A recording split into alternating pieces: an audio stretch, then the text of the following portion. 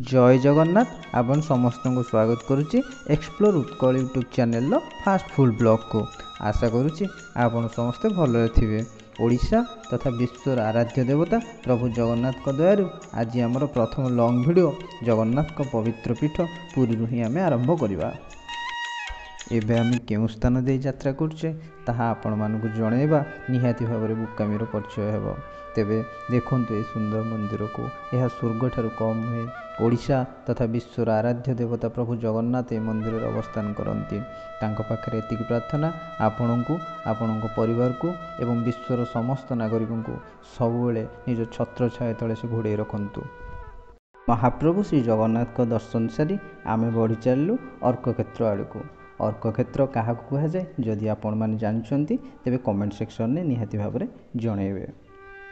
ओडिशा हेउची अमूल्य भारतर एक गुप्त खजना बा गुप्त खनिज पदार्थ भली ओडिशार कोण अनुकोण अनेक गुड़े छोट बड़ दर्शनीय स्थान पर्यटन स्थली लुचि रही।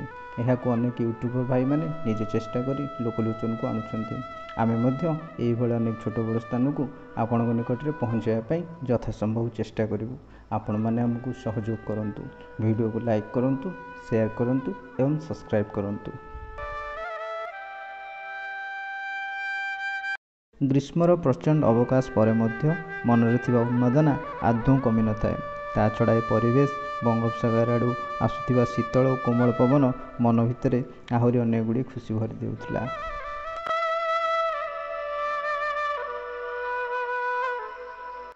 एही भली सबुज बनानी और बंगोपसागर आड़ को बही जाउथिबा नदीर सौंदर्य उपभोग करू करू हठात भाव परिवर्तन आसला।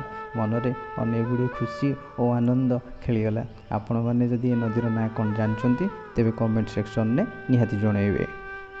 देखंतु बंगोपसागर नीलढौ किपरि धरित्री मार चरण धोई देउछि और प्रकृतिर नीरवता को निजर गर्जन रे भांगी देउछि।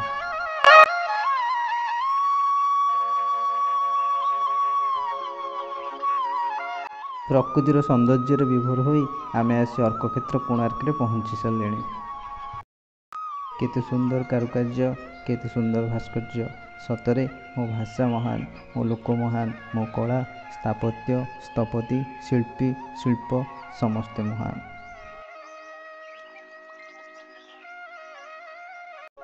यह सूर्य मंदिर अटे।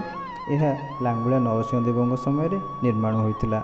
विश्व महाराणा हुंतु धर्मपद हुंतु एमाने होउछिन ओडिशार गर्व और गौरव।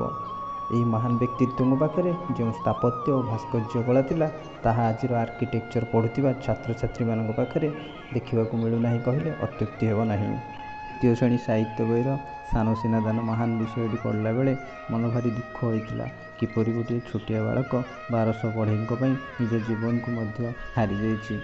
आज कोणार्क मंदिर पाखे चंद्रभागा नहीं सत किंतु धर्मपदर से ही कार्य विश्व इतिहास रे ओडिशा को चिरकाल स्मरणीय हो रखिथिबो। मो ओडिया कदापि मो पछ घुंचा देवी नहीं। एति कही आपण मानक विदाय नउछि। जदि वीडियो भल लगी लाइक करंतु, शेयर करंतु, सब्सक्राइब करंतु। रहुछि जय जगन्नाथ।